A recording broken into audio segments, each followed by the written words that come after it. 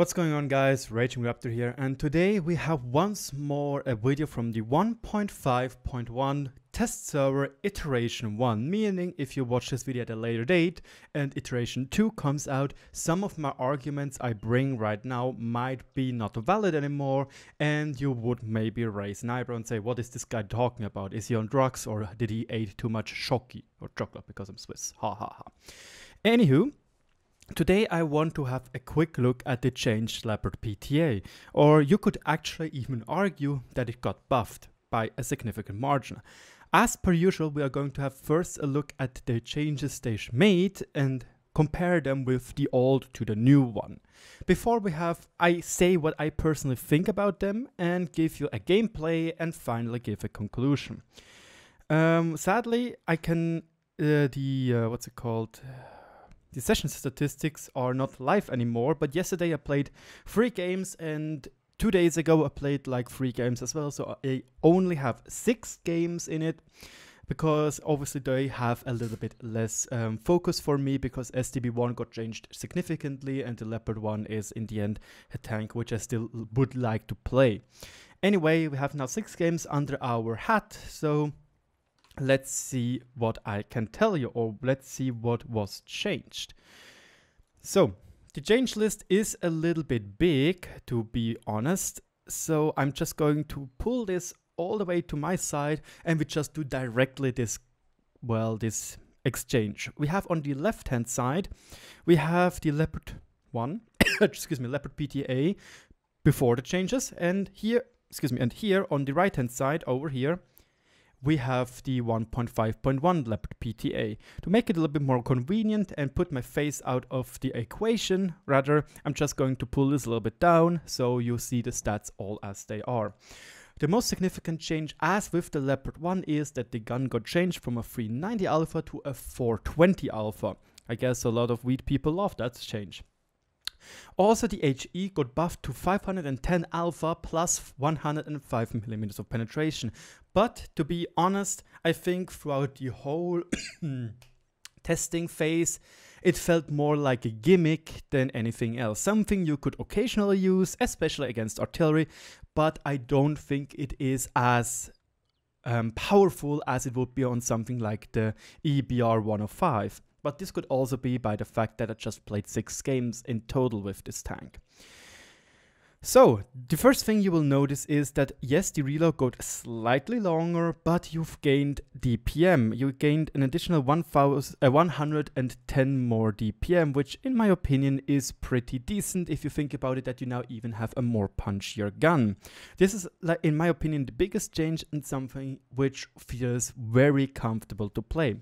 To that, the gun got more quicker at aiming and a slightly touch more accurate. Those changes are okay, but please take a good eyesight at those changes. The dispersion values during move, tank traverse and turret traverse.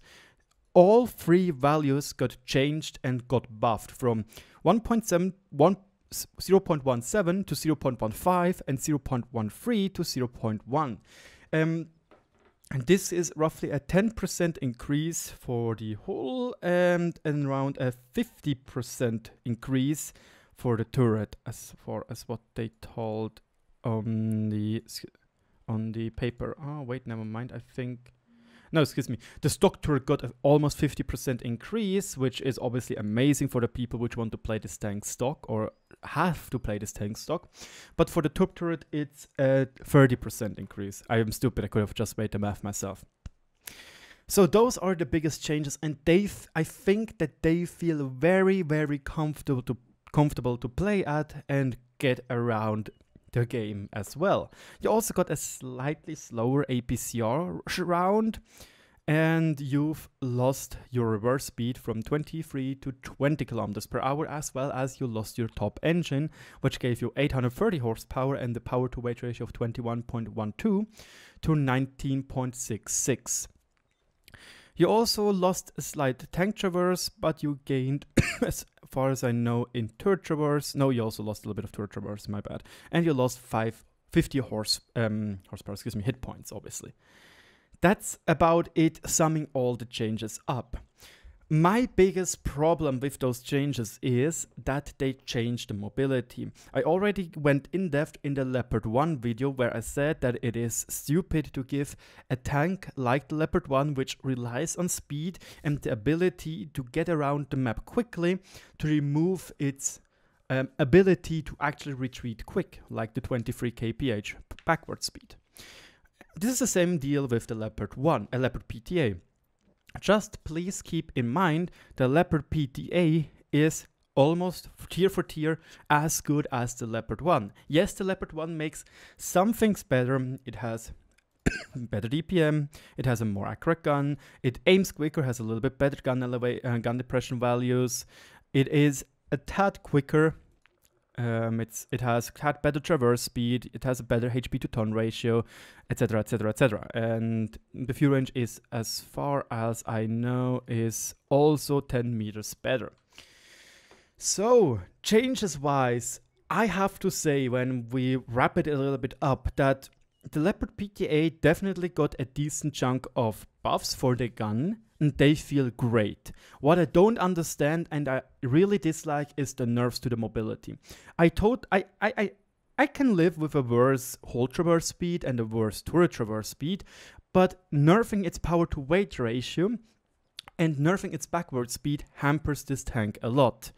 And it just gives me a bitter taste on my tongue. It just makes like, yes, I like the gun stats, like they are nice, the new guns feel great, they did a pretty good job balancing them, but why did the tank have to pay for immobility?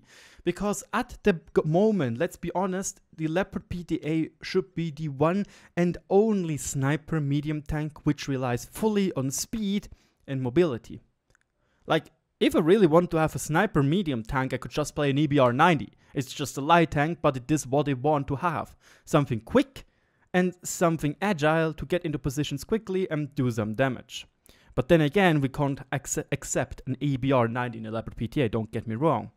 What I just don't like is the nerfs to the mobility. Keep the backward speed at 23 kilometers per hour.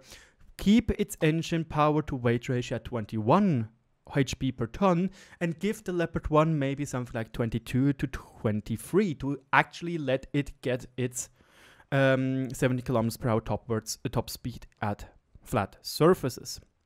So now let's jump into the game. I want to show you, to give you a little oversight on what you can do now with the new gun. So here we are on the map Cliff in a 357 template game. Yes, it's not 357, but it's plus minus 2 matchmaking, and we are mid tier, so yeah.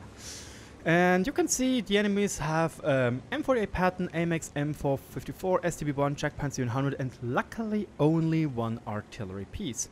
Here you can see that the superior speed, or rather HP to ton ratio, can help us against the K91, but it still is a slightly bit faster. And again, this is my biggest concern with the new Leopard PTA, that this lack of HP to ton ratio makes it feel too sluggish for what it should be. So now we are driving up here, trying to maybe get a nice little first shot into the side of the M48 Patton, but we've got spotted obviously because of the proxy spot of the enemy's Leopard PTAs.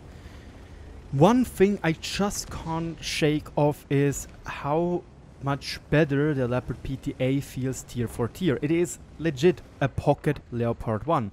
And please here notice the better gun, gun stabilization when it is, or what it used to be on the open field.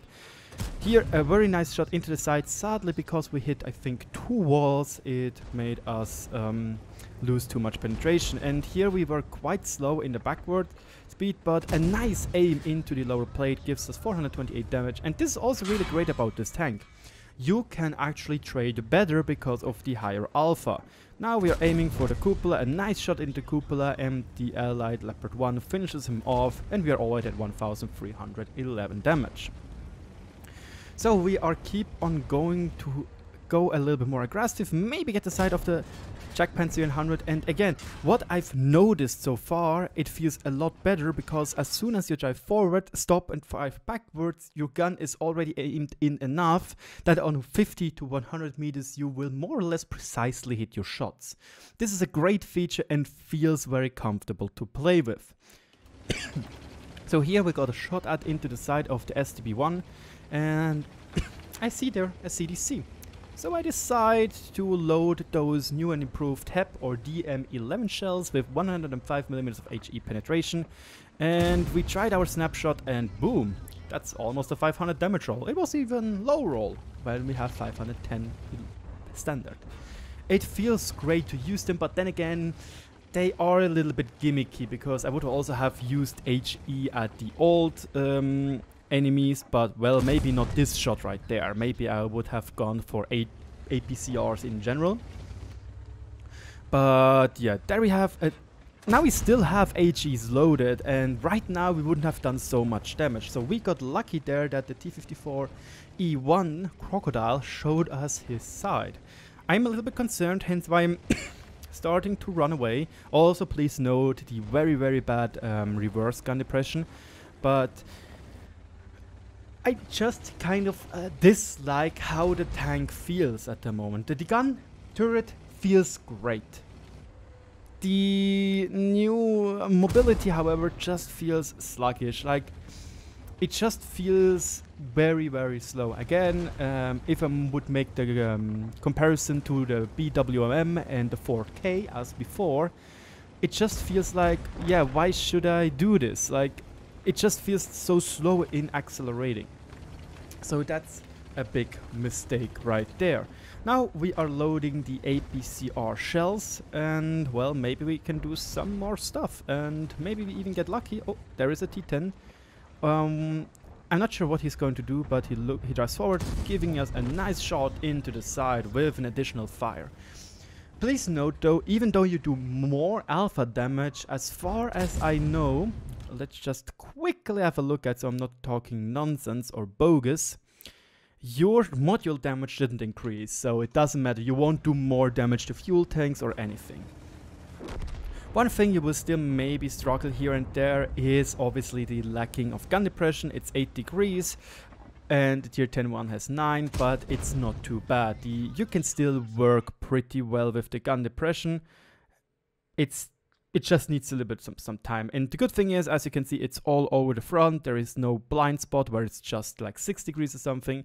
It's totally okay, and if you are used to the Leopard PTA, you should be fine. So we got lucky enough to be able to farm an AFK 53 TP, which obviously bumps up our damage numbers quite a bit, also inflates the replay a bit, but you could also see that the tank, again, the accuracy or rather the aim time of the gun feels pretty darn snappy. The only thing I still kind of have problems with is that the gun sometimes still trolls very much and your shots go haywire, which luckily in this game didn't happen. So we just finish off the WZ-120, 1 FT, and leaving us with one artillery piece which tried to go for us, screw you already, and a UDAS 1415 and maybe the chance to get a Top Gun medal. I was thinking, yeah, maybe I should load HEs, but then again, no, right, I have 420 alpha, I can one-shot the enemy artillery dash SPG, which is great. Like, again, the improved alpha, especially with the fact that we lost only a minor margin or only a little bit in reload time.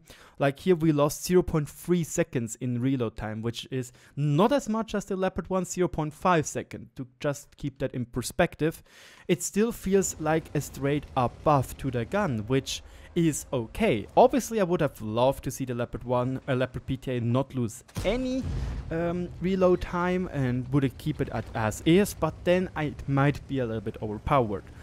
But then I would urge, well, really would urge Wargaming to give it back its old mobility. And I also do hope they're going to give the Leopard 1 its old mobility or even a stronger engine. Because this is what makes these tanks at the moment kind of mad to me. The Leopard PTA feels so much better tier for tier than a Leopard 1 does, because it just does not really give you any meaningful benefits. I think the best example would be the tier 9 AMX M451 and the tier 10 AMX M454. The only thing which basically separates them is a slightly better DPM, a better hull armor, and a bigger gun, depending if you actually play with the big gun. That's it.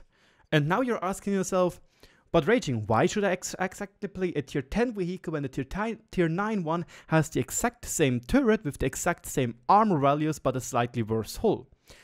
Exactly. And that's the same problem with the Leopard PTA, or rather Leopard PTA Leopard 1 thing. Why should I play the Leopard PTA, Leopard 1, when the Leopard PTA is just tier for tier so much better and it only loses marginal out? So just to keep this in mind or in perspective, I didn't really look at this beforehand, so I might be surprised and I might have talked a little bit of bogus. But those are the differences between Leopard 1 and Leopard PTA. Leopard PTA being the normal values, and everything which is, well, red obviously is worse. But then again, we right now here have a DPM loss of, or a DPM gain of around 350, if I'm not mistaken. The penetration rate also went up a little bit, which, as you can see, it went up by 10 millimeters, which is decent, and also the premium rounds go up by 8 millimeters from the tier 9 to the tier 10 one.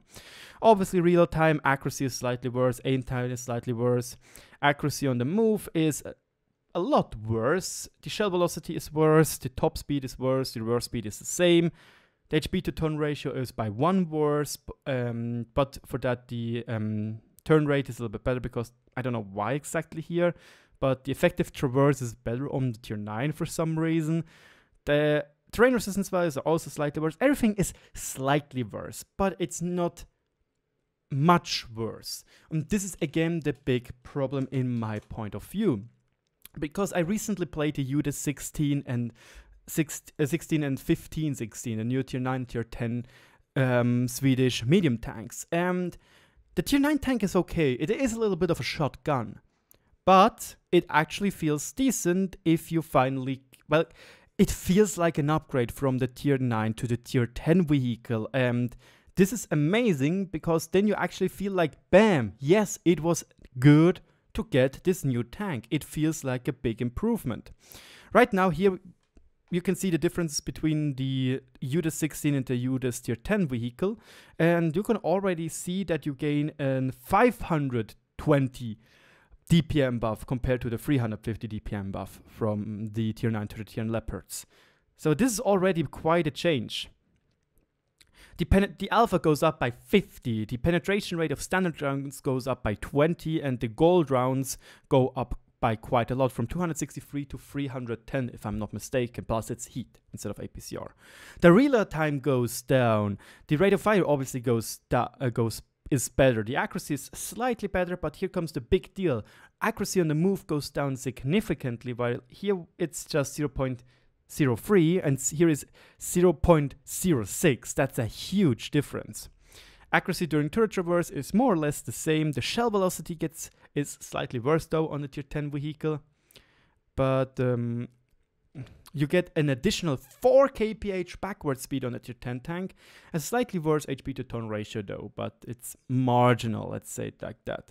You also get a slightly worse gun elevation. Nevertheless, you also get 300 more hit points, here only 250 after the change.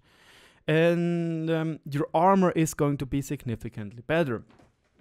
So this is exactly the problem right now. I like the Leopard PTA much more than I like the Leopard 1, because I can have the Leopard 1 basically with slightly worse things on tier 9, and we can slaughter tier 7 vehicles if you think about it. If you wonder what we've gotten in this game, it was an ace tanker, 5,720 damage, 5 kills, 1,370 base XP, 17 shots, 15 hits, 14 pens. And again, please Wargaming, consider giving the Leopard 1 a bit better, a bit better DPM. and a better engine, and keep the mobility of the Leopard PTA as is. The new gun feels a lot more convenient to use on the Leopard PTA. Just how it is right now, there is no real upgrade from the tier 9 to the tier 10 one. And please don't take this as a, oh yeah, the tier 9 one is too strong, let's nerf it. No, do not do that. It is fine as is. Please though consider giving it back its original power to weight ratio and give the tier 10 Leopard one a better DPM and a better power to weight ratio, and give both tanks its 23 km/h backward speed. Let me know in the comment section below what you think should be changed and let me know what you think about those changes. Again, I personally like them except for the mobility nerf. And again, at this current state, at iteration 1, Leopard PTA it's not worth to grind the Leopard 1, because the Leopard PTA does everything at a consistent rate or at a good enough rate to say yes, stay on tier 9. Thank you so much for watching. Leave a like if you liked it. If you didn't like it, thumbs it down. Let me know in the comment section what I can do better. And I'll talk to you all later in the Type 61 video, which should come out in, I don't know, 3 hours.